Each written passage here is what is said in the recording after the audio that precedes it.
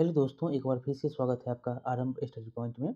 आज हम पढ़ेंगे क्लास 7 साइंस का ये 11वां अध्याय है, जंतुओं और पादप में परिवहन। तो चलिए इसके बारे में हम पढ़ते हैं, कैसे जंतु और पादप जो है उसका शरीर में परिवहन होता है, ऑक्सीजन, रक्त, ये सब कैसे उसमें परिवहन होते हैं, कैसे वो अपनी ज़िंदगी जी रहे हैं, कैसे उसमें उसकी सहायता करती है। तो इसके बारे में इस अध्याय में हम पढ़ेंगे। लिखा गया है कि आप जानते हैं कि सभी जीवों को जीवित रहने के लिए क्या चाहिए? तो भोजन, जल और ऑक्सीजन की आवश्यकता होती है। उन्हें इन सभी पदार्थों को अपने शरीर के विभिन्न अंगों तक पहुंचाना होता है। साथ ही जंतुओं को उन अंगों में उत्पन्न अपशिष्ट पदार्थों को का परिवहन उस स्थान तक करना होता है जहां उन्हें बाहर निकाला जा सके। उस पदार्थ को जो अपशिष्ट होता है, जहाँ से उन्हें बाहर निकालते हैं। आप जानते हैं कि यह कैसे संभव होता है? चित्र यहाँ पर देख सकते हैं कि देखने के लिए कहता है कि आपको हृदय और रक्त वाहिनियाँ दिखाई दे रही हैं। ये देख रहे हैं क्या है? हृदय और रक्त की वाहिनियाँ यहाँ पर आपको दिख रहा है। ये शिरा है और ये क्या है? धमनी है। ठीक? हृदय और रक्त वाहिनियाँ जो है वाहिनियाँ संयुक्त रूप से हमारे शरीर का परिसंचरण तंत्र बनाती है। ये संयुक्त रूप से दोनों क्या करती है? हमारे शरीर का परिसंचरण तंत्र बनाती है। इस अध्याय में जो है हम पादप और जंतुओं के में पदार्थों का परिवहन के बारे में यहाँ पर हम इस अध्याय में हम इसका अध्ययन करेंगे। देखिए पहला है परिसंचरण तंत्र। परिसंचरण तंत्र में है पहला रक्त। क्या है? रक्त। देखिए जब आपके शरीर का कोई भाग कट जाता है तो क्या होता है? रक्त या रुधिर बाहर बहने लगता है। लेकिन रक्त है क्या? देखिए रक्त क्या है? तो रक्त वह तरल पदार्थ या द्रव है जो वाहिनियों में प्रवाहित होता है। जो वाहिनियों में ये कई वाहिनियाँ हैं, इसी में ये प्रवाहित होता है। यह पाचित भोजन को क्षुद्रांत जो छोटी आँत होता है, क्षुद्रांत छोटी आँत से शरीर के अन्य भागों तक ले जाता है। ये क्षुद्रांत से शरीर के अन्य भागों की ओर ले जाता है। जो पाचित भोजन होता है और फेफड़ों से ऑक्सीजन को भी रक्त ही शरीर की कोशिकाओं तक ले जाता है। फेफड़ों में जो होता है, फेफड़ों से ऑक्सीजन को भी कौन करता है? तो रक्त ही जो है शरीर के सभी कोशिकाओं तक ले जाता है। याद यहाँ पर आपको रखना है। रक्त शरीर में से अपशिष्ट पदार्थों को बाहर निकालने के लिए उनका परिवहन भी करता है। रक्त का ये सब जो है 3 काम यहाँ पर आपने देखा।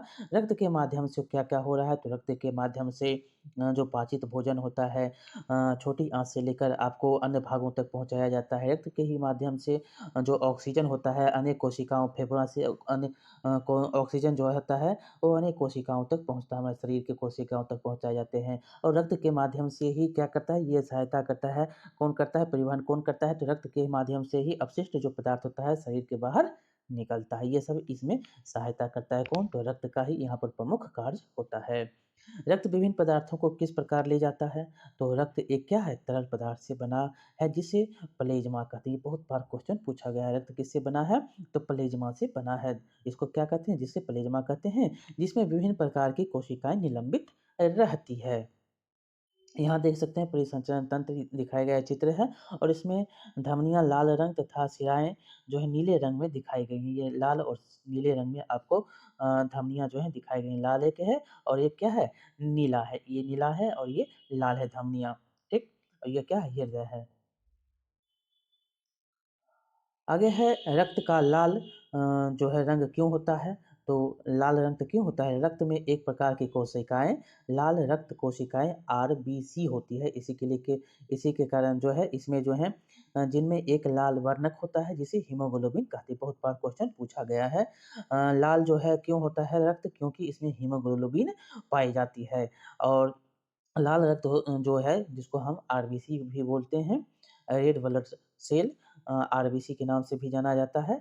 तो लाल रक्त कोशिकाएँ इसको हिंदी में कहते हैं और जिनमें क्या होता है एक लाल वर्णक होता है, जिसे क्या कहते हैं? तो हीमोग्लोबिन कहते हैं, इसीलिए ये इसका रंग जो कैसा होता है? तो लाल होता है।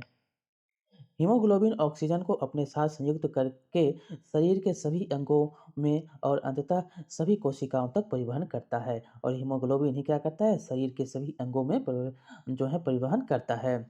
और हीमोग्लोबिन की कमी होने पर शरीर के सभी जो कोशिकाओं में कुशलतापूर्वक ऑक्सीजन प्रदान करना क्या हो जाता है, कठिन हो जाता है। जब ऑक्सीजन हीमोग्लोबिन कम होगा तो शरीर में जो कार्य करने की क्षमता है वो क्या होगी, कम हो जाएगी। और हीमोग्लोबिन जानते हैं कि आप को जब हीमोग्लोबिन की कमी होती है तो आपको कहा जाता है कि हीमोग्लोबिन बढ़ाने के लिए आप फल खाइए, साग खाइए खाइए, जिससे कि आपकी ब्लड बने। तो यही इसीलिए कहता है कि हीमोग्लोबिन की कमी होने से आपको ये सब कुछ बीमारी, जो कठिनाई जो हो रही है, कमजोरी, ये सब होने लगती है। आगे है हीमोग्लोबिन की उपस्थिति के कारण ही रक्त का रंग क्या होता है, लाल होता है। ये बहुत बार क्वेश्चन पूछा गया है। रक्त का जो है लाल रंग होना किसके कारण होता है, तो हीमोग्लोबिन के कारण होता है। रक्त में अन्य प्रकार की कोशिकाएं भी होती हैं, जिन्हें श्वेत रक्त कोशिका कहते हैं, व्हाइट ब्लड सेल कहा जाता है। जिसको व्हाइट ब्लड सेल कहा जाता है, ये कोशिकाएं उन रोगाणुओं को नष्ट करती है जो हमारे शरीर में प्रवेश करती है, इसीलिए इसको जीवन रक्षक भी कहा जाता है। तो WBC आप याद रखेंगे, ये क्या करता है, कोशिकाओं में जो रोगाणु है उसको नष्ट करने का काम कौन करता है, तो WBC, व्हाइट ब्लड सेल, श्वेत रक्त कोशिकाएं। बुझो खेलते हुए गिर गया और उसके घुटने में चोट लग गई। कटे हुए स्थान से रक्त बहने लगा। कुछ समय बाद उसने देखा कि रक्त का बहना अपने आप रुक गया और कटने के स्थान पर गहरे लाल रंग का थक्का जो है जम गया है। यह देखकर बुझो परेशान हो गई। तो देखिए क्यों हुआ ये, तो रक्त का थक्का बन जाना उसमें एक अन्य प्रकार के कोशिकाओं की उपस्थिति के कारण होता है, जिन्हें पट्टिकानु मतलब प्लेटलेट्स का। ये भी क्वेश्चन पूछा गया है कि अगर रक्त का थक्का जम रहा है तो किसके कारण जम रहा है, तो प्लेटलेट्स, जिसको पट्टिकानु भी कहा जाता है। अगर ये इसकी कमी होगी तो रक्त का थक्का जमना क्या होगा, कम हो जाएगा। रक्त का थक्का नहीं जमेगा, वो रक्त जो है बहते ही रहेगा। इसलिए प्लेटलेट्स के लिए भी ध्यान दिया जाता है। 2 लाख है, 2.5 लाख है, 1.5 लाख है, ये एक संतुलन के 1,80,000 2 लाख जो भी है वो उतना रखना पड़ता है। नहीं तो क्या होता है, ये अगर घटा तो आपको ब्लड की जो क्वालिटी है वो उसमें आपको डिफरेंस देखने को मिलता है। तो यहाँ पर आपको याद रखना है, रक्त की थक्का जमने के लिए एक कारक होता है, क्या होता है, तो प्लेटलेट्स होता है, जिसको पट्टिकानु भी बोलते हैं। ये इसकी उपस्थिति में होता है। अब आगे है रक्त वाहिनियाँ। शरीर में विभिन्न प्रकार की रक्त वाहिनियाँ होती हैं, जो रक्त को शरीर में एक स्थान से दूसरे स्थान तक ले जाती हैं। आप जानते हैं कि श्वसन के समय ऑक्सीजन की ताज़ा आपूर्ति फेफड़ों मतलब फुफ्फुसों को भर देती है, और रक्त इस ऑक्सीजन का परिवहन शरीर के अन्य भागों में करता है। रक्त क्या करता है, इस ऑक्सीजन का परिवहन शरीर के सभी भागों में करता है। आगे है साथ ही रक्त कोशिकाओं से कार्बन डाइऑक्साइड सहित अन्य अपशिष्ट पदार्थों को ले जाता है, और इसके साथ ही जो है कार्बन डाइऑक्साइड भी उसके साथ वो अपशिष्ट पदार्थ भी ले जाता है। इस रक्त को वापस हृदय में लाया जाता है, और रक्त जो गया है वो फिर वापस हृदय में आता है, जहाँ से यह फेफड़ों में जाता है। फिर यह जो है रक्त जहाँ से आया है वो फिर फेफड़ों में जाएगा, और फेफड़ों से कार्बन डाइऑक्साइड बाहर निकाल दी जाती है। और जब ये रक्त फेफड़ों में आती है कार्बन डाइऑक्साइड के साथ, तो ये बाहर निकल जाती है। जैसा कि हमने पढ़ा था ऊपर में, इस प्रकार शरीर में 2 प्रकार के रक्त वाहिनियाँ पाई जाती है। ठीक, इस प्रकार से 2 प्रकार की रक्त वाहिनियाँ ऊपर में आपने पढ़ा था, एक जो है लाल है, एक जो है कैसा है, तो यहाँ पर देख सकते हैं कि एक लाल है तो एक नीला है। ठीक? तो ये जो एक धमनी है, जिसको एक धमनी भी बोलते हैं, और एक सिरा है। एक धमनी है और एक रेड कलर की जो आपको दिख रही है वो क्या है, धमनी है, और नीले रंग की जो दिख रही है वो क्या है, सिरा है। तो शरीर की 2 रक्त वाहिनियाँ होती हैं, धमनी और सिरा। धमनियाँ क्या करती है, तो धमनियाँ हृदय से ऑक्सीजन समृद्ध रक्त को शरीर के सभी भागों में ले जाती है। बहुत बार क्वेश्चन पूछा गया है, कौन जो है ऑक्सीजन को सभी भागों में ले जाती है, तो ये धमनी का काम होता है। चूँकि रक्त प्रवाह तेज़ी से और अधिक दाब पर होता है, अतः धमनियों की भित्तियाँ जो दीवार होती है मोटी और प्रत्यास्थ होती है। ये क्या होती है, धमनी इसकी मोटी होती है। जो दीवार होती है वो मोटी होती है और प्रत्यास्थ होती है। ये आप याद रखेंगे कौन ऑक्सीजन को ले जा रही है, तो धमनी जो है ऑक्सीजन को अपने जो है ये ले जाती है शरीर के सभी सभी भागों में। याद रखना है, यहाँ से क्वेश्चन पूछे गए हैं।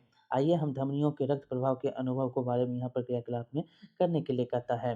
देखिए कैसे करना है, तो अपने दाहिने मतलब दक्षिण हाथ के मध्य की तरजीह यहाँ पर देख सकते हैं चित्र के अनुसार आप कर सकते हैं कि यह उँगली की अपनी जो है उँगली को अपनी बाम कलाई के भीतरी भाग पर रखिए। क्या आपको कोई स्पंदन गति मतलब धक-धक की अनुभूति जो है महसूस होती है? यह स्पंदन क्यों होता है? तो यह स्पंदन जो होता है नाड़ी स्पंद मतलब नब्ज़ कहलाता है। ये जो आप देख रहे हैं एक हाथ से दूसरे हाथ में दे रखेंगे तो ये क्या है नाड़ी स्पंद यानी नब्ज़ कहलाता है और यह धमनियों में प्रभावित हो रहे रक्त के कारण होता है। जो धमनी में प्रभावित रक्त हो रहा है इसी के कारण ये धक-धक, धक-धक करता है। ये आप बता सकते हैं कि 1 मिनट कितना देर स्पंदन हुआ है। आगे है आपने कितने नाड़ी स्पंद गिने? प्रति मिनट स्पंदों की संख्या स्पंदन दर कहलाती है। अगर 1 मिनट में आप 70-72 बार हो गया है तो उसी को क्या बोलते हैं? स्पंदन दर बोलते हैं, 1 मिनट में जितना बार हुआ है। विश्राम की अवस्था में किसी स्वस्थ जो व्यक्ति है वयस्क व्यक्ति है, उसकी सामान्यतः जो स्पंदन दर होगा वो 72 से 80 पर स्पंदन प्रति मिनट होती है। जो स्वस्थ व्यक्ति है उसका 72 से 80 मिनट प्रति होता है स्पंदन प्रति मिनट होता है। अपने शरीर में अन्य ऐसे भागों को पता लगाइए जहाँ आप नाड़ी स्पंदन को अनुभव कर सकते हैं। अब है अपनी और सहपाठियों से प्रति मिनट जो है स्पंदन यहाँ पर लिख सकते हैं कितना मिनट में कितना हुआ है। आगे है वे रक्त वाहिनियाँ अब जो ऑक्सीजन को ले गई है, उसको आप क्या बोलते हैं? तो धमनी बोलते हैं। अब जो आगे का काम करता है उसको क्या बोलेंगे? वे रक्त वाहिनियाँ जो कार्बन डाइऑक्साइड समृद्ध रक्त को शरीर के सभी भागों से वापस हृदय में ले जाती है, शिराएँ कहलाती है। जो रक्त को ऑक्सीजन के साथ गई है और वो सभी भागों में ले गई है, वो क्या होगा?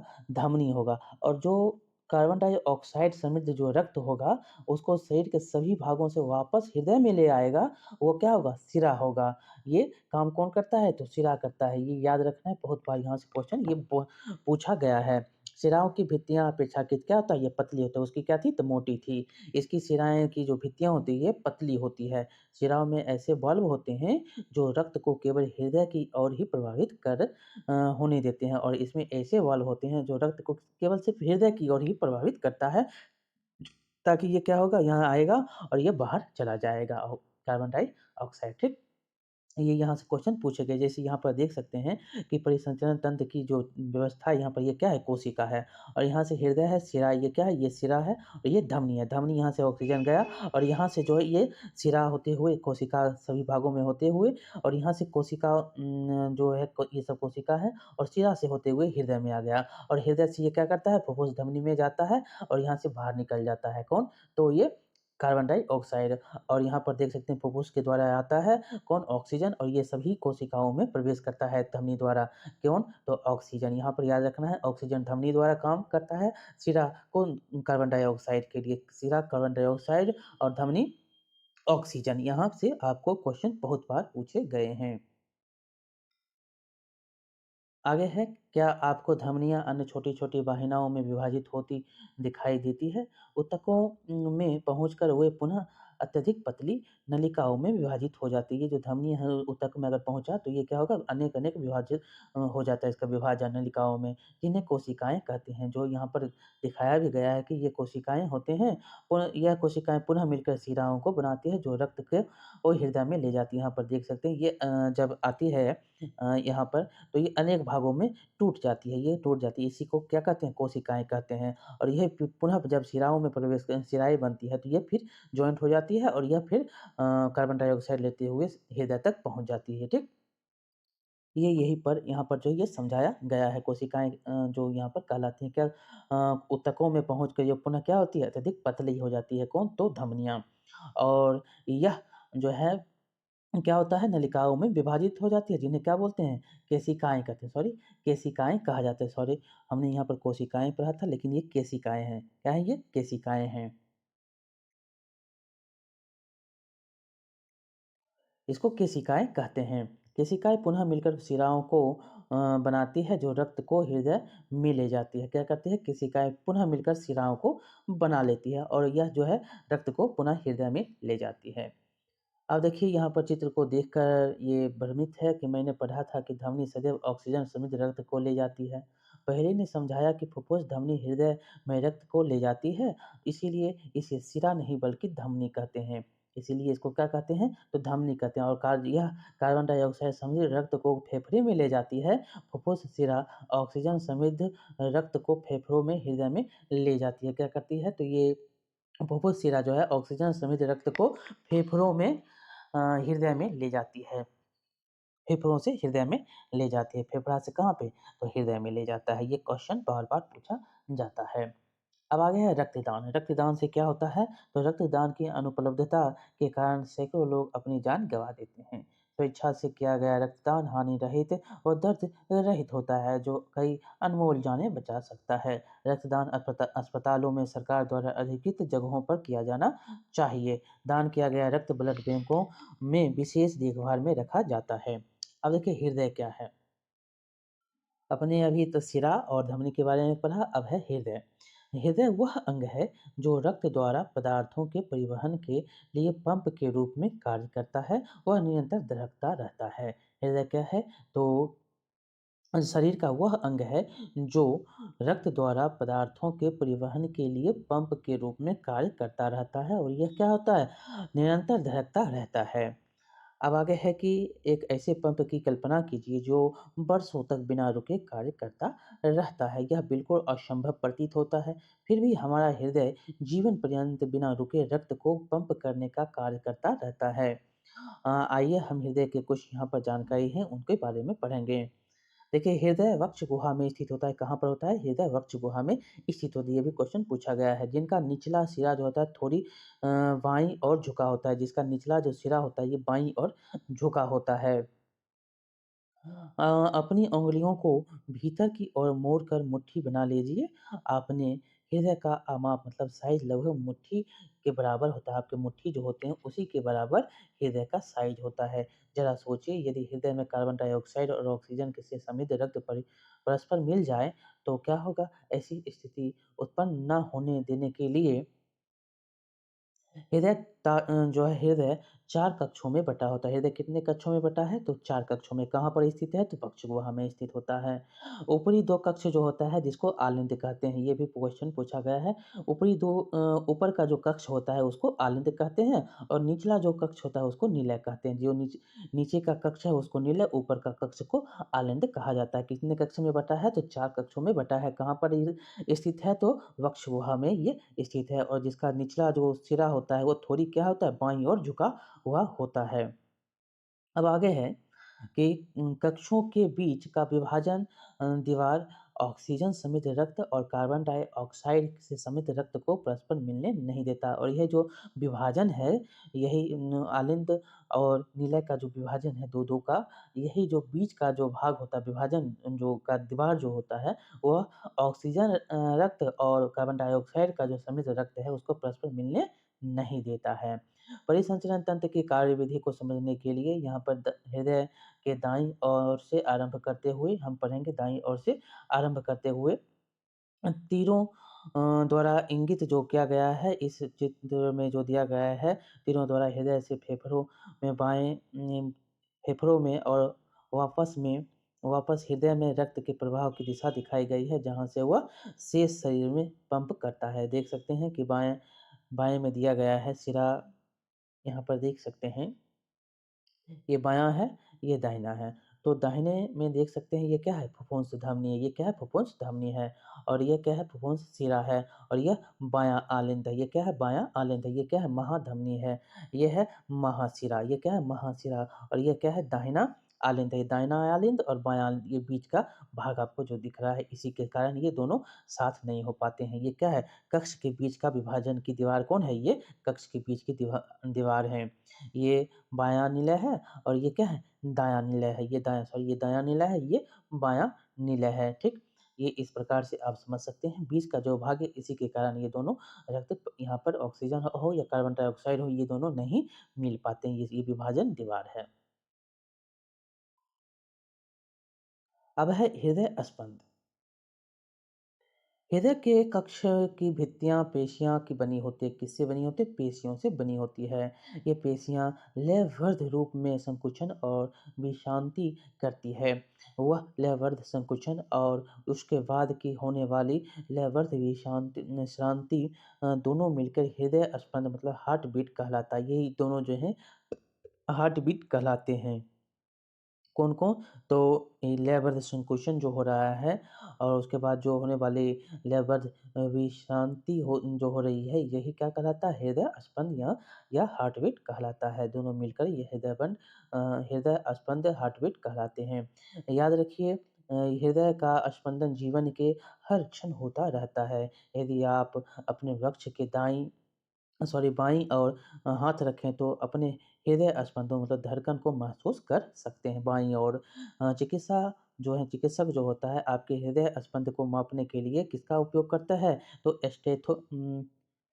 स्टेथोस्कोप मतलब इसको स्टेथोस्कोप भी कहा जाता है। स्टेथोस्कोप नामक यंत्र का उपयोग किया जाता है। हृदय स्पंद को मापने के लिए स्टेथोस्कोप का जो है नामक यंत्र का उपयोग किया जाता है। बहुत बार ये क्वेश्चन पूछा गया। हृदय स्पंद को मापने के लिए किसका उपयोग? स्टेथोस्कोप का जो है यंत्र का उपयोग किया जाता है।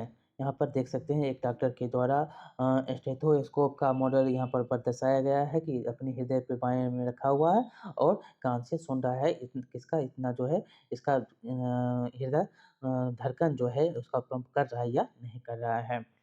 अब देखिए आगे है कि चिकित्सक स्टेथोस्कोप का उपयोग हृदय स्पंद की ध्वनि को आवर्धित करने की युक्ति के रूप में करते हैं। स्टेथोस्कोप के एक सिरे पर एक चेस्ट पीस लगा होता है जिसमें एक संवेदनशील डायाफ्राम होता है।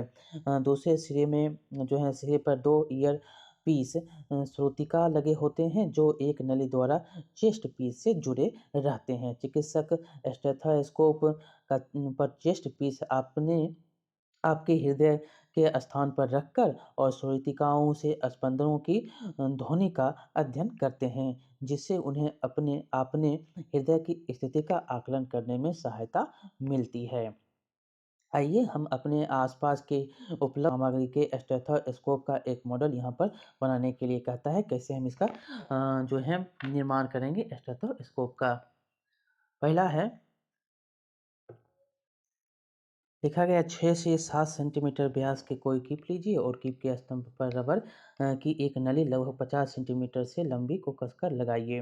कीप के मुख पर रबर की एक झिल्ली अथवा गुब्बारे को तानकर लगाइए और रबर बैंड की सहायता से कस दीजिए। अब रबर बैंड की नली के मुक्त सिरे जो हैं यहाँ पर देख सकते हैं कैसे बनाया गया है स्टेथोस्कोप।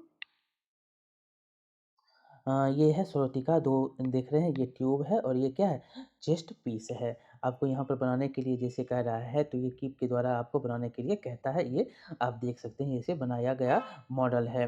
को अपने कान इसको अपने कान पे जो है पास रखिए और कीप के मुख को अपने वक्ष पर हृदय के निकट रखिए। अब सावधानी से ध्वनि सुनने का प्रयास करिए। कुछ आपको नियमित स्पंदन ध्वनि सुनाई दे रही है। यह ध्वनि हृदय के स्पंदनों की है। आपका हृदय जो है 1 मिनट में कितनी बार धड़कता है इसके बारे में हमने पढ़ा भी है कि कितना तो 70 से 72 बार। 4 से 5 मिनट तक दौड़ने के बाद पुनः हृदय स्पंदन की ज्ञात आप करेंगे तो इसकी क्या होगी? इसकी 10 से 15 बार जो है ये ज़्यादा हो जाएगा, ठीक? तेज़ी हो जाती है। जो है अपनी और अपने मित्रों की विश्राम अवस्था में इसमें जो है हम इसकी तुलना करेंगे 4 से 5 मिनट दौड़ने के बाद जो है हृदय स्पंदन तथा नाड़ी स्पंदन की दर की जो है यहाँ पर रिकॉर्ड कर सकते हैं कितना जो है आगे हुआ है, कितना कम हुआ है। क्या आपको अपने हृदय के स्पंदन और नाड़ी स्पंद की दर की कोई संबंध दिखाई देती है? तो इसमें देखेंगे क्या है समान ही है, लेकिन जब दौड़ते हैं तो क्या होता है उसकी स्पंदन बढ़ जाती है। प्रत्येक हृदय स्पंदन धमनियों में एक उत्पन्न करता है। प्रति मिनट जो है धमनी में उत्पन्न हृदय स्पंदन दर को बताती है। प्रति मिनट में जितना हो रहा है वो क्या करती है उसकी हृदय स्पंदन को बताती है। देखिए विश्राम अवस्था में और दौड़ने की अवस्था में क्या होता है अंतर होता है, ठीक? आगे है हृदय के विभिन्न कक्षों की लयबद्ध गति रक्त के परिसंचरण और पदार्थों के परिवहन को बनाए रखती है। ये भी बताया गया है कि हृदय के विभिन्न कक्षों की लयबद्ध गति जो है रक्त के परिसंचरण और पदार्थों के परिवहन को क्या करता है, बनाकर रखता है। देखिए यहाँ पर दिया गया है रक्त परिसंचरण की खोज विलियम हार्वे 1578 से 1657 के बीच इनका है जीवन काल। तो इनका क्या नाम है, रक्त परिसंचरण का खोज किसने किया, तो विलियम हार्वे द्वारा किया गया है। यह एक चिकित्सक ये जो है नामक एक चिकित्सक ने की थी, जो क्या थे, ये अंग्रेज थे। उन दिनों यह मान्यता थी कि रक्त शरीर की वाहिनियों में दोलन करता रहता है।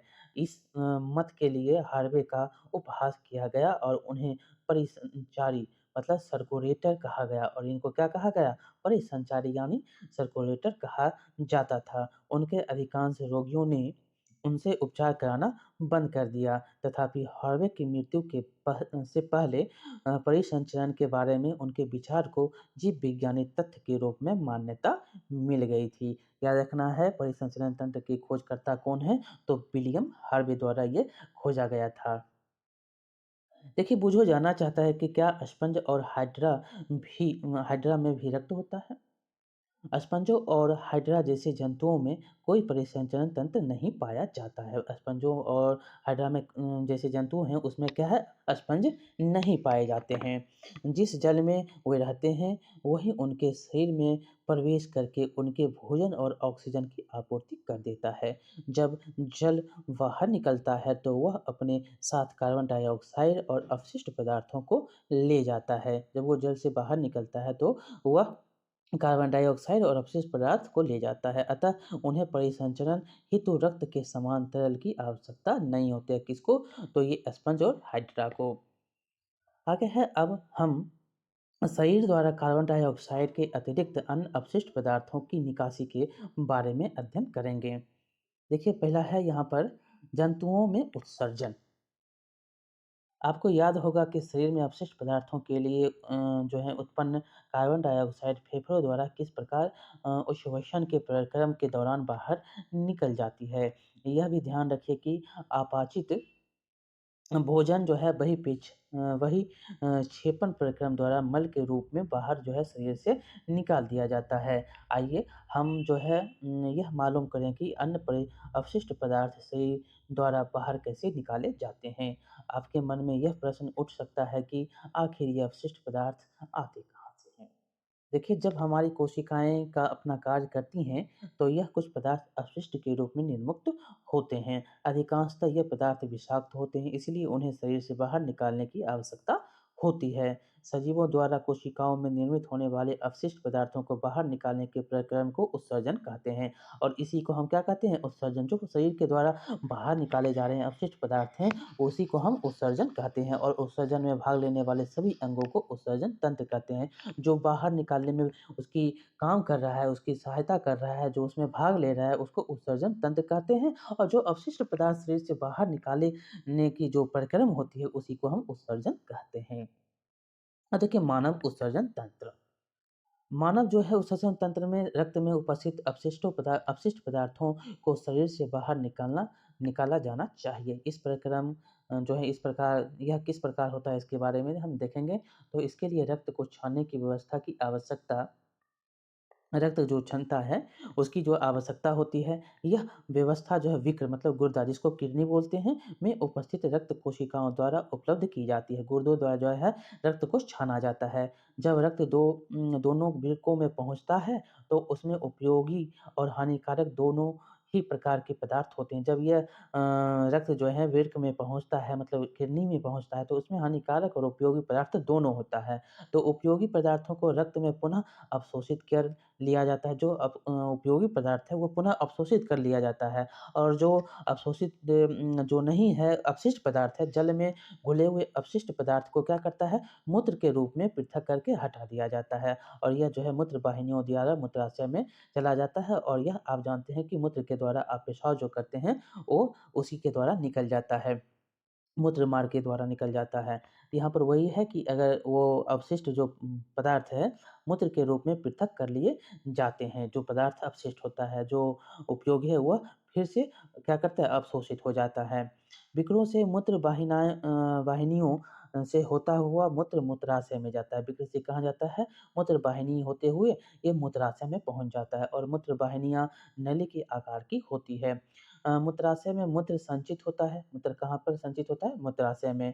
मूत्राशय से एक पेशीय नली जुड़ी होती है, जिसे मूत्र मार्ग कहते हैं और मूत्राशय से एक पेशीय नली जुड़ी होती है, जिसको क्या बोलते हैं? मूत्र मार्ग बोलते हैं। मूत्र मार्ग का यहाँ पर देखिए मानव उत्सर्जन तंत्र में मूत्र मार्ग को भी दर्शाया गया है। ये क्या है? ये विक्र है, ये किडनी है और इसी से जो है मूत्र वाहिनी, ये जो देख रहे हैं, इससे मूत्र वाहिनी से होते हुए मूत्राशय में जो है पानी जो है आ जाता है, जल आ जाता है जो अपशिष्ट है और यह मूत्र मार्ग होते हुए, ये देख सकते हैं, मूत्र मार्ग होते हुए बाहर निकल जाता है। ये मूत्र रंध्र है, क्या ये मूत्र रंध्र है जिससे बाहर निकलता है।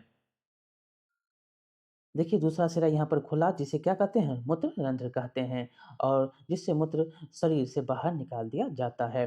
देखिए यहाँ पर क्या-क्या यहाँ पर आया, तो विक्र आया, मूत्र वाहिनियाँ आए, मूत्राशय आया और मूत्र मार्ग सम्मिलित रूप से उत्सर्जन तंत्र बनाते हैं। कौन-कौन? तो विक्र, मूत्र वाहिनियाँ, मूत्राशय और मूत्र मार्ग, ये तीनों चारों मिलकर मूत्र जो हैं ये सब मिलकर क्या बनाते हैं? उत्सर्जन तंत्र बनाते हैं। ये सब मिल गए हैं तो उत्सर्जन तंत्र, और उत्सर्जन क्या कहलाता है? जो अपशिष्ट पदार्थ है उसको निकालने की प्रक्रिया को उत्सर्जन कहते हैं और उत्सर्जन तंत्र जो उसमें जो भाग ले रहे हैं, सम्मिलित रूप से भाग ले रहा है, वो उत्सर्जन तंत्र कहलाता है। अब आगे है, कोई वयस्क व्यक्ति सामान्यतः 24 घंटे में 1 से 1.8 लीटर मूत्र करता है। कितना? तो 1 से 1.8 लीटर, पौने 2 लीटर से भी ज़्यादा जो है मूत्र करता है। मूत्र में 95% जो होता है जल होता है। कितना? तो 95% सिर्फ़ उसमें जल ही रहता है और 2.5% यूरिया रहता है और 2.5% जो है अपशिष्ट उत्पाद होता है। ये बहुत बार क्वेश्चन यहाँ से पूछा गया है कि मूत्र में सबसे ज़्यादा क्या पाया जाता है? तो जल होता है। उसके बाद क्या होता है? तो यूरिया होता है और उसके बाद तो अपशिष्ट पदार्थ 2.5% होते हैं। अब आगे है, हम जो है यह हम सभी का अनुभव है कि गर्मियों में हमें पसीना मतलब स्वेद आता है। पसीना जो आता है, स्वेद में जल और लवण होते हैं। क्या होते हैं? जल और लवण होते हैं। पसीना में जल और लवण होता है। खोजों ने देखा कि गर्मियों के दिनों में प्रायः पसीने के कारण कपड़े सफ़ेद धब्बे दिखाई देते हैं। क्या होता है? गर्मी के दिनों में सफ़ेद धब्बा आपको दिखाई देता है, विशेषकर उन स्थानों में जहाँ अधिक पसीना आता है। ये धब्बे पसीने में उपस्थित लवणों के कारण, तो ये धब्बा किस कारण होता है? तो लवण उसमें उपस्थित है, इसीलिए वो आपको धब्बे दिखाई देते हैं। ये क्वेश्चन पूछे गए हैं। क्या स्वेदन या पसीना आने का कोई और विशेष प्रयोजन होता है? तो हम जानते हैं कि मिट्टी से बने घरों में रखा पानी ठंडा हो जाता है। इसका कारण यह है कि घरों में छिद्रों से रिसकर पानी उनकी बाहरी सतह पर आ जाता है। जो छिद्र होता है उससे क्या होता है? रंध्र से वो बाहर आ जाता है। जब यह पानी वाष्पित हो जाता है तो घर में बचा शेष पानी क्या हो जाता है? ठंडा हो जाता है। जब ये पानी बाहर आ जाता है, वाष्पित हो जाता है, तो जो शेष बचा पानी है वो क्या हो जाता है? ठंडा हो जाता है। ठीक इसी प्रकार पसीना भी हमें अपने शरीर को ठंडा बनाए रखने के लिए सहायता करता है। पसीना क्या करता है? तो हमारे शरीर को टेम्परेचर को नॉर्मल रखने के लिए, ठंडा बनाए रखने के लिए काम करता है। अब आगे है, यहाँ पर देखिए दिया गया है कि कभी-कभी किसी व्यक्ति के विक्र काम करना क्या होते हैं? बंद कर देते हैं, तो डायलिसिस होता है। यहीं पे यहाँ पर दिया गया है, बहुत बार यहाँ से क्वेश्चन पूछे गए हैं। ऐसे ही किसी संक्रमण या चोट के कारण हो सकता है। विक्र के अक्रिय हो जाने की स्थिति में रक्त में अपशिष्ट पदार्थों की मात्रा क्या होती है? बढ़ जाती है। ऐसी स्थिति में क्या होता है? ऐसी स्थिति में ऐसे व्यक्ति की जो है जीवित रहने की संभावना कम हो जाती है। तथापि यदि कृत्रिम विक्र द्वारा रक्त को नियमित रूप से छानकर उसमें अपशिष्ट पदार्थ जो है उसको हटा लिया जाए, तो जीवन की जो है वृद्धि कुछ बढ़ सकती है। संभव जो है उससे जीवन काल की वृद्धि संभव है। इस प्रकार के रक्त के क्षरण की विधि को हम कहते हैं अपोहन, और इसमें अपोहन भी कहीं देता है तो कहीं डायलाइसिस भी देता है। ये बहुत बार क्वेश्चन पूछा गया है कि अगर रक्त की जो छानने की प्रक्रिया है, रक्त को जो अशुद्धिकरण की जो है अशुद्ध पदार्थ को हटाने की प्रक्रिया है, वो क्या कहलाता है? कृत्रिम रूप से उसको अपवहन कहते हैं या डायलाइसिस कहते हैं। ये बहुत बार क्वेश्चन पूछे गए हैं। अब आगे है, पूछना जानना चाहती है क्या जो अ, जंतु भी मूत्र करते हैं? तो जानते हैं जंतु भी क्या करते हैं? मूत्र करते हैं। देखिए उसमें क्या होता है, जंतुओं के शरीर से अपशिष्ट रसायनों के निष्कासन की विधि जल की उपलब्धता पर निर्भर करती है। मछली जैसे जलीय जंतु कोशिका के अपशिष्ट उत्पादों को अमोनिया के रूप में उत्सर्जित करते हैं। ये बहुत बार क्वेश्चन यहाँ से भी पूछा गया है कि मछली क्या करता है, तो अमोनिया के रूप में उत्सर्जित करता है अपशिष्ट पदार्थ को, जो सीधे जल में घुल जाते हैं। और यह जो अमोनिया है, ये सीधे जल में क्या होता है, घुल जाता है। पंछी, छिपकली, सर्प जैसे कुछ जंतु अपने शरीर से अपशिष्ट पदार्थों का उत्सर्जन अर्ध घन मतलब सेमी सॉलिड पदार्थ के रूप में करते हैं, अर्धघन के रूप में ये करते हैं। कौन? तो पक्षी पंछी हो गया, छिपकली हो गया, साँप हो गया, ये सब जो मुख्यतः श्वेत मतलब सफ़ेद रंग का यौगिक होता है। क्या होता है? सफ़ेद रंग का यौगिक होता है, जिसको यूरिक अम्ल भी कहते हैं। ये यूरिक अम्ल के नाम से भी जाना जाता है, जो सफ़ेद रंग का होता है। मानव द्वारा उत्सर्जित जो अपशिष्ट पदार्थों में यूरिया प्रमुख है, और मानव द्वारा जो उत्सर्जित पदार्थ अपशिष्ट पदार्थ है, वो यूरिया सबसे प्रमुख है। इसमें यूरिक अम्ल होता है, जिसमें पक्षी हो गया, साँप हो गया, इस सब पे। और मछली क्या करता है उत्सर्जित? तो अमोनिया करता है। अमोनिया के रूप में वो अपशिष्ट पदार्थ को उत्सर्जित करता है। अब आगे है पादपों में पदार्थों का परिवहन। देखिए, यहाँ पर आपने पढ़ा भी है कि पादपों जो है अपनी जड़ों मतलब मूलों द्वारा मृदा से जल और खनिज पोषकों का अवशोषण करके उन्हें पत्तियों को उपलब्ध कराते हैं। पत्तियाँ जल तथा कार्बन डाइऑक्साइड का उपयोग कर प्रकाश संश्लेषण के प्रक्रम द्वारा पौधों के लिए भोजन बनाती है। कौन? तो पत्तियाँ। प्रकाश संश्लेषण और जो है कार्बन डाइऑक्साइड का उपयोग कर तथा कार्बन डाइऑक्साइड का उपयोग करके प्रकाश संश्लेषण के प्रक्रम द्वारा जो है पौधों के लिए भोजन बनाती है। कौन? तो पत्ती। आपने यहाँ पर पढ़ा भी कि सभी जीवों का भोजन के लिए जो है भोजन उनके लिए ऊर्जा का स्रोत होता है।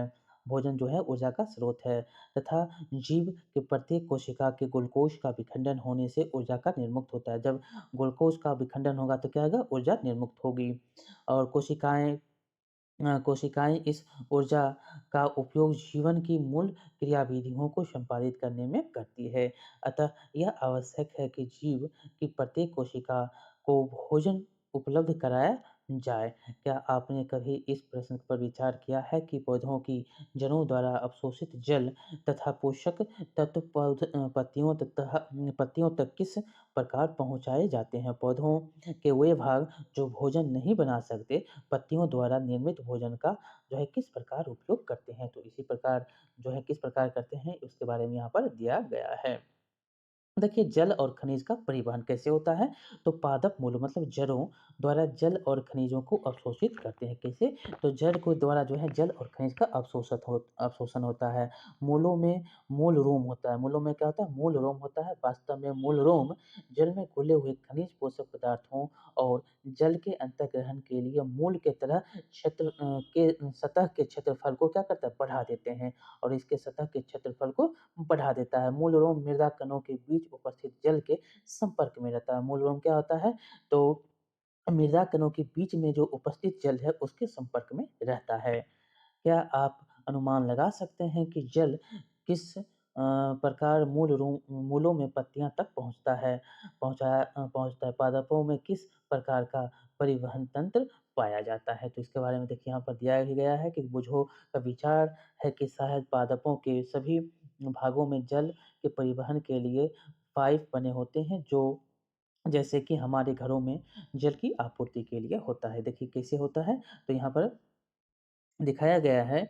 जी हाँ, वो जो सही है, पादपों में मृदा से जल और पोषक तत्वों के परिवहन के लिए पाइप जैसी वाहिनिकाएँ होती हैं। वाहिकाएँ विशेष कोशिकाओं के बनी होती है। क्या होती है? वाहिकाएँ विशेष कोशिका का बना होता है, जो संवहन ऊतक बनाती है, और यह जो है जो संवहन ऊतक को बनाती है। ऊतक कोशिकाओं का वह समूह होता है, जो किसी जीव में किसी कार्य विशेष को संपादित करती है। बहुत बार क्वेश्चन पूछा गया है, उत्तक किसे कहते हैं? तो कोशिकाओं के समूह को उत्तक कहा जाता है, जो किसी विशेष कार्य के लिए संपादित होता है।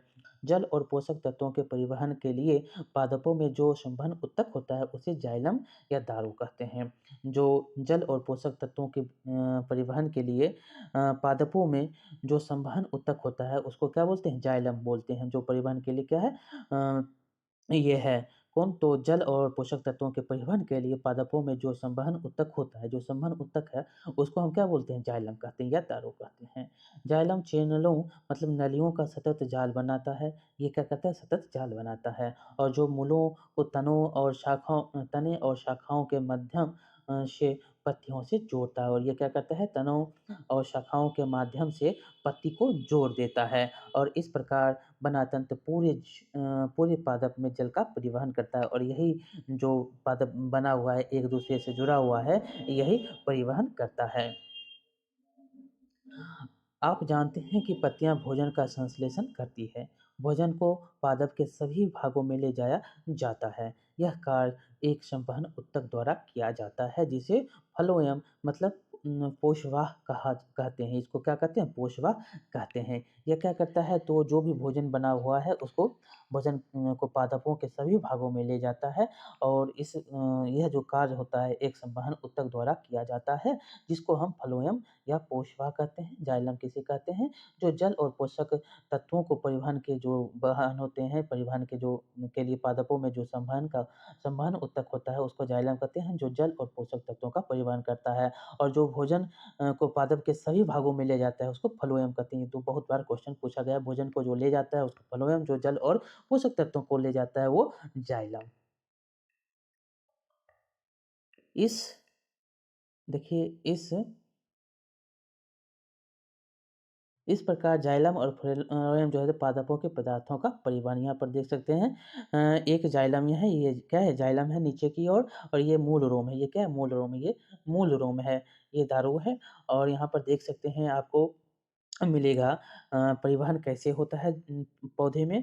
तो नीचे से जो जा रहा है, नीचे से जो आपको के एक भाग यहाँ पर देख रहे हैं जा रहा है और दूसरा है किसी वृक्ष में। तो यहाँ पर दूसरा में देख सकते हैं ये किसी वृक्ष में जो संवहन हो रहा है, आ रहा है और जा रहा है। तो कैसे आ और जा रहा है? तो यहाँ पर हरे और पीले में दिख रहा है आपको, ये तने द्वारा आ रहा है, ये पत्तियों में जा रहा है, ठीक? एक जो है भोजन को ले जा रहा है, एक भोजन को के लिए जो पानी और खनिज जो ले जा रहा है, ये क्या है? हरे रंग का जो दिख रहा है और रेड कलर का जो पत्तियों द्वारा भोजन है, वो नीचे की ओर आ रहा है तनों द्वारा, ठीक? एक जाइलम होता है, एक फ्लोएम होता है, जाइलम और फ्लोएम। फ्लोएम क्या करता है? भोजन को पादपों के सभी भागों में ले जाता है। जाइलम क्या करता है? जल और खनिज को जल और पोषक तत्वों को क्या करता है? उसके सभी भागों में ले जाता है। कौन? जाइलम काम करता है। और भोजन को पादपों में सभी भागों में कौन ले जाता है? तो फ्लोएम करता है। अगर पहेली ने देखा है कि उसकी माँ यदि भिंडी और अन्य सब्जियां सूख गई हो तो उन्हें कुछ देर के लिए जल में डुबो देती है। वह जानना चाहती है कि उसमें जल कैसे प्रवेश करता है। तो देखिए क्रियाकलाप में हम देखेंगे कि हमें इस क्रियाकलाप में कि एक कांच का जो है गिलास लेंगे और पानी, लाल स्याही, एक कोमल शाक या पौधे की टहनी उदाहरण के लिए बालसम जो है ले सकते हैं कि वो 1 प्लेट की आवश्यकता होगी। गिलास को एक तिहाई पानी में भरें जो उसमें कुछ बूंदें लाल स्याही को यहाँ पर डालने के लिए कहता है। एक कोमल शाक या पौधे की टहनी के ऊपर जो है आधार को एक ब्लेड की सहायता से काटकर गिलास में जैसे चित्र में दिखाया गया है उसमें हम रख देंगे। जैसे देख रहे हैं कटे हुए चित्र में पौधे को रखा गया है पानी में। तो रंगीन पानी में रखे गए शाक या पौधे की टहनी यहाँ पर देख सकते हैं। ये जब ऊपर जाएगा तो तना उसका क्या हो जाएगा? रेड हो जाएगा। देख सकते हैं ऊपर में यहाँ पर दिखाया गया है कि अगर वह चढ़ रहा है पानी तो कैसा उसका तना हो जाएगा। देखिए पानी तने में ऊपर को चढ़ता है। क्या होता है? चढ़ता है और यहाँ पर देख सकते हैं चढ़ रहा है और दूसरा है तने की अनुपस्थ काट जो लाल के बिंदु को प्रदर्शित करता है। जो लाल-लाल आपको दिख रहा है क्या? ये जल है। आगे है एक शाकीय पौधे की टहनी का कोई भाग लाल रंग की दिखाई देता है। टहनी के अनुप्रस्थ को काटने के लिए कहता है तथा उसके अंदर लाल रंग का अवलोकन करिए। क्या है? यही आपको पानी जो है लाल रंग का जो है वहाँ ऊपर जाता हुआ तने के आधार से आपको दिखता है। अब है वाष्पोत्सर्जन। कक्षा 6 में हमने पढ़ा था कि वाष्पोत्सर्जन कैसे होता है, उसके बारे में जल निर्मुक्त करता है। पादप वाष्पोत्सर्जन की प्रक्रिया द्वारा बहुत अधिक जल क्या करता है? निर्मुक्त करता है। पादप मृदा से खनिज पोषक तत्व और जल अवशोषित करता है। क्या करता है? मिट्टी से खनिज पोषक तत्व और जल लेता है। अवशोषित किया गया सारा जल पादप उपयोग नहीं कर जो है पादप द्वारा उपयोग नहीं किया जाता है। पत्तियाँ की सतह पर उन उपस्थित रंध्रों से वाष्पोत्सर्जन के परिक्रम द्वारा जो है जल वाष्पित हो जाता है। जो रंध्र होता है उसके द्वारा जो है जल वाष्पित हो जाता है। पत्तियों से जल के वाष्पन से चूषण मतलब अभिकर्षण खिंचाव विकसित हो जाता है। यह वैसे ही है जैसे आप एक्स्ट्रा से जल का चूषण करते हैं। विशाल वृक्षों में बहुत अधिक ऊंचाई तक जल का अभिकर्षण मतलब खिंचाव इसी प्रकार होता है। वाष्पोत्सर्जन पादप को ठंडा रखने में भी सहायक होता है। देखिए, बुझा जाना चाहता है कि पादप मृदा में अधिक मात्रा में जल के अवशोषित करते हैं और उन्हें फिर से वाष्पोत्सर्जन द्वारा बाहर निकाल देते हैं। तो वही इसका जो है आंसर यहाँ पर दिया गया है। आगे है प्रमुख शब्द में यहाँ पर धमनी, रक्त वाहिनियाँ, कोई केशिका, परिसंचरण तंत्र, डायलिसिस, अपोहन, उत्सर्जन, हीमोग्लोबिन, हृदय स्पंदन, वृक्क, फ्लोएम पोषण, प्लाज्मा, पट्टिकाणु, नाड़ी स्पंद और लाल रक्त कोशिकाएँ, मूल रोम, स्टेथोस्कोप, पसीना, स्वेद, ऊतक, मूत्रवाहिनी, मूत्रमार्ग, यूरिया, मूत्राशय, शिरा, श्वेत रक्त कोशिकाएँ, जाइलम या दारू। ठीक, ये मुख्य शब्द आपका हो गया। यहाँ पर आपने क्या सीखा? तो अधिकांश जंतुओं में शरीर में प्रवाहित होने वाले रक्त शरीर की विभिन्न कोशिकाओं को भोजन और ऑक्सीजन का वितरण करता है। यह शरीर के विभिन्न भागों में उत्सर्जन के लिए अपशिष्ट पदार्थों को भी लाता है। परिसंचरण तंत्र में हृदय और रक्त वाहिनियाँ होती हैं। मानव शरीर में रक्त धमनियाँ और शिराओं में प्रवाहित होता है तथा हृदय पंप की तरह कार्य करता है। रक्त में प्लाज्मा, लाल रक्त कोशिकाएं आरबीसी और श्वेत रक्त कोशिकाएं डब्ल्यूबीसी और पट्टिकाणु होते हैं। रक्त का लाल रंग जो है लाल वर्णक युक्त हीमोग्लोबिन की उपस्थिति के कारण होता है। किसी वयस्क व्यक्ति का हृदय 1 मिनट में 70 से 80 बार धड़कता है। इसे हृदय स्पंदन दर कहते हैं। धमनियाँ हृदय से शरीर के सभी अन्य भागों में रक्त को ले जाती है। शिराएँ शरीर के सभी भागों से रक्त को वापस हृदय में ले आती है। शरीर में से अपशिष्ट उत्पादों को बाहर निकालने के प्रक्रम को क्या कहते हैं? उत्सर्जन कहते हैं। मानव उत्सर्जन तंत्र 2 जो है विकृत गुर्दा और 2 मूत्र वाहिनियाँ, 1 मूत्राशय और 1 मूत्र मार्ग होता है। लवण और यूरिया जल के साथ स्वेद मतलब सफ़ेद जो होता है स्वेद पसीने के रूप में शरीर से बाहर निकाल दिए जाते हैं। मछली जो है अपशिष्ट पदार्थ के रूप में अमोनिया उत्सर्जित करती है जो सीधे जल में घुल जाती है। पक्षी, कीट, छिपकली और अर्धधन सेमी सॉलिड के रूप में यूरिक अम्ल का उत्सर्जन करते हैं। पादप मूलों द्वारा जल और पोषक तत्व मृदा से अवशोषित होते हैं। पूरे पादप में जल के साथ पोषक तत्व जाइलम नामक संवहन ऊतक द्वारा ले जाए जाते हैं। पादप के विभिन्न भागों में भोजन का परिवहन फ्लोएम नामक संवहन ऊतक के द्वारा होता है। भोजन का परिवहन किससे? तो फ्लोएम के द्वारा होता है।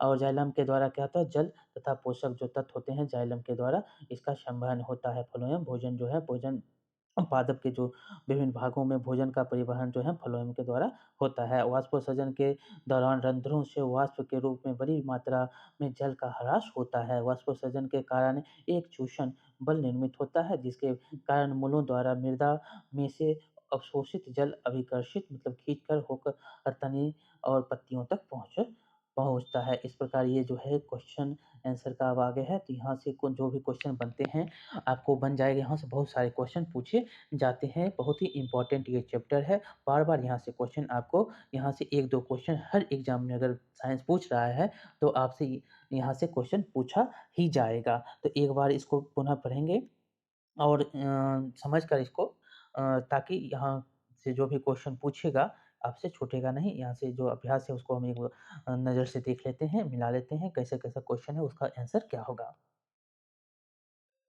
देखिए, पहला मिलान है तो रंध्र है, तो रंध्र का क्या हो जाएगा? वाष्पोत्सर्जन।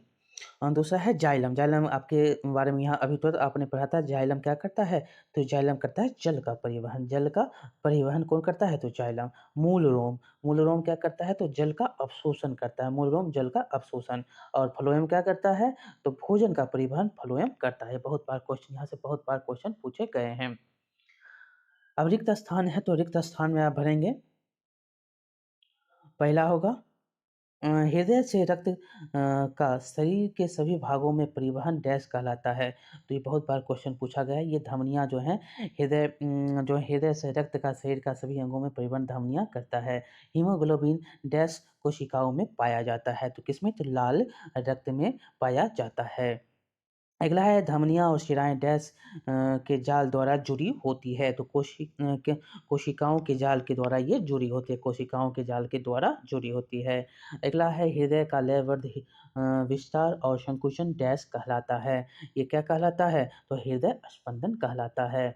मानव शरीर के प्रमुख उत्सर्जित उत्पाद डैश कहलाते हैं। तो ये मानव शरीर का प्रमुख उत्सर्जित जो पदार्थ होता है यो यूरिया होता है। पसीने में जल और डैश होता है, तो पसीने में जल और लवण होता है, जल और लवण होता है। आगे है विक्र अपशिष्ट पदार्थों को द्रव के रूप में बाहर निकालते हैं, जिसे हम डैश कहते हैं, जिसको हम मूत्र कहते हैं, मूत्र कहा जाता है। आगे है वृक्षों में बहुत अधिक ऊंचाइयों तक जल पहुंचाने के लिए कार्य में डैश द्वारा उत्पन्न चूषण अभिकर्षण बल असहायक है। तो ये क्या है? तो वाष्पोसर्जन, वाष्पोसर्जन। देखिए सही विकल्प यहाँ पर चुनना है। पादपों में जल का परिवहन होता है, तो जल का परिवहन जाइलम द्वारा, भोजन का परिवहन जो है फ्लोएम के द्वारा। ये आप ऊपर में भी अभी पढ़े हैं। तो आगे है कि मूलों द्वारा जल के अवशोषण की दर को बढ़ाया जा सकता है। उन्हें उन्हें यहाँ पर देख सकते हैं, उन्हें क्या होगा? तो उन्हें यहाँ पर आंसर इसका है पंखे के नीचे रखकर, इसका आंसर क्या हो जाएगा? पंखे के नीचे रखकर इसको बढ़ाया जा सकता है। अगला है यहाँ पर क्वेश्चन आपको बनाना है, तो यहाँ पर पादपों तथा जंतुओं के परिवहन को क्यों आवश्यक है, इसके बारे में आप बता सकते हैं। और यहाँ से जो भी क्वेश्चन है बहुत ही इम्पोर्टेंट है, आप यहाँ पर बता सकते हैं। देख सकते हैं यहाँ पर आप क्या जानते हैं, क्या आप जानते हैं रक्त का कोई विकल्प नहीं है। यदि किसी व्यक्ति को शल्य क्रिया अथवा चोट लगने से रक्त की हानि होती है, अथवा यदि उनके शरीर में पर्याप्त रक्त नहीं बनता है, तो उसकी पूर्ति करने का एकमात्र तरीका है रक्तदान करने वाले व्यक्तियों द्वारा दिए गए रक्त का दान। रक्त की सामान्यतः आपूर्ति कम होती है, क्योंकि बहुत कम व्यक्ति स्वेच्छा से रक्तदान करते हैं। यद्यपि रक्तदान करने से दाता की काम करने की जो है शक्ति कम नहीं होती है, और ना ही इससे उनके स्वास्थ्य पर कोई दुष्प्रभाव पड़ता है। तो इस प्रकार ये चैप्टर बहुत ही इम्पोर्टेंट है, बार-बार यहाँ से क्वेश्चन पूछे जाते हैं। तो यहाँ पर एक और शब्द यहाँ पर दिया गया है कि रक्त समूह में ब्लड ग्रुप की जानकारी आप लेंगे। जब कोई व्यक्ति सीने छाती में दर्द की शिकायत करता है, तो चिकित्सक तत्काल उसका ईसीजी करता है। क्या करता है? ईसीजी करता है। और ईसीजी के बारे में आप जानकारी ले सकते हैं, जिसको आप बोलते हैं क्लो एनसाइक्लोपीडिया यहाँ पर ज्ञान कोश में बताया भी गया है कि यहाँ से ले सकते हैं। इस सब से ईसीजी का जो है कैसे इसका उपयोग होता है, कैसे कैसे किया जाता है, इसके बारे में आगे पढ़ेंगे भी। इसके बारे में जानेंगे भी। जो चिकित्सक छाती का जो सीने का जो दर्द शिकायत है, जो इसकी कैसी उसकी धड़कन चल रही है, वो ईसीजी की सहायता से करता है। ठीक। तो ये चैप्टर आपको कैसा लगा बताएंगे, लाइक करेंगे, शेयर करेंगे और सब्सक्राइब करना नहीं भूलेंगे। मिलते हैं अगले वीडियो में, तब तक के लिए बहुत बहुत धन्यवाद।